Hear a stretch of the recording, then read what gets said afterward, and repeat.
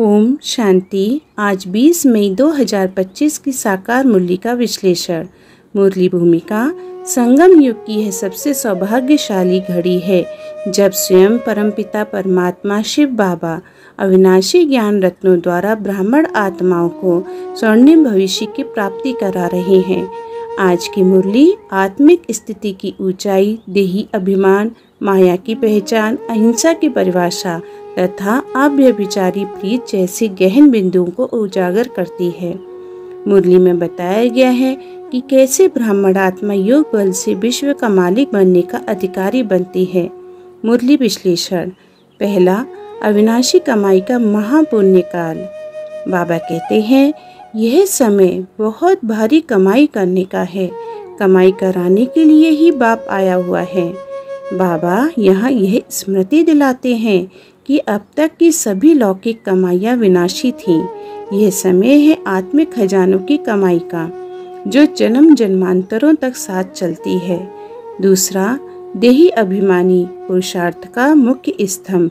बाबा कहते हैं, संस्कारों को बदलने के लिए जितना हो सके देही अभिमानी रहने का अभ्यास करो।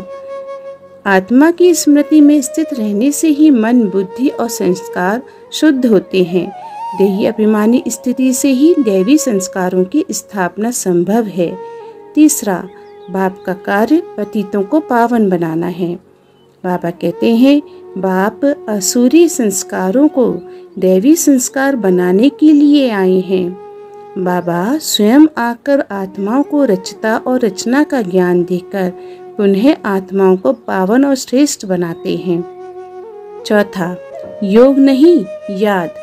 बाबा कहते हैं, तुम्हारी है याद, चलते फिरते बाप को याद करते हो, इसको योग नहीं कहेंगे। मुरली में बाबा ने स्पष्ट किया कि योग कोई प्रक्रिया या पद्धति नहीं, बल्कि आत्मा और परमात्मा के बीच सहज निरंतर संबंध है, जिसे बाबा याद कहते हैं। पांचवा, माया का तूफान और सच्चा योद्धा। बाबा कहते हैं, माया का तूफान बहुत तेज है, वह अपने ही पाप से हार जाते हैं। याद के बल के बिना कोई भी आत्मा माया के सामने टिक नहीं सकती। युद्ध के मैदान में जीत वही पाता है जो श्रीमत पर अडिग रहता है। छठा, ज्ञान, भक्ति और वैराग्य की वास्तविकता। बाबा कहते हैं, ज्ञान है नई दुनिया के लिए, भक्ति पुरानी दुनिया के लिए। बाबा गहराई से समझाते हैं कि ज्ञान से ही सत्य दुनिया की स्थापना होती है। भक्ति और शास्त्र पुरानी दुनिया की संज्ञाएं हैं। भक्ति का अंत भी अवश्यभावी है। विशेष पुरुषार्थ बिंदु। पहला, सदैव देही अभिमानी स्थिति में रहो। आत्मा की स्मृति को सशक्त बनाना। मैं आत्मा हूँ, यह शरीर साधन है। दूसरा, बाप के प्रति अव्यभिचारी प्रीत रखो। किसी भी व्यक्ति, वस्तु या संकल्प में बाप की स्मृति को कमजोर न होने देना। तीसरा, माया के तूफानों में अडिग रहो। श्रीमत को आधार बनाकर हर परिस्थिति में स्व स्थिति को सुदृढ़ रखना। चौथा, अहिंसा की डबल धारणा।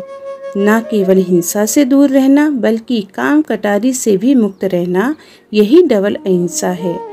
पांचवा, रूहानी रॉयल्टी को धारण करो।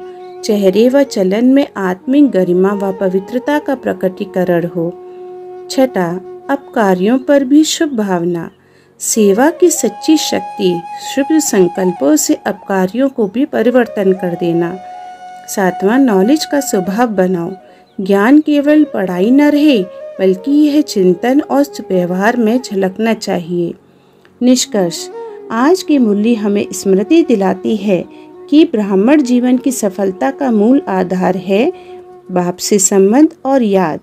सच्चा पुरुषार्थ देही अभिमानी स्थिति, सच्चा वैराग्य और सेवा भावना को जीवन में उतारना है। हर आत्मा में शुभ भावना रखने से ही सच्चा विश्व सेवा कार्य सिद्ध होता है। अच्छा, ओम शांति।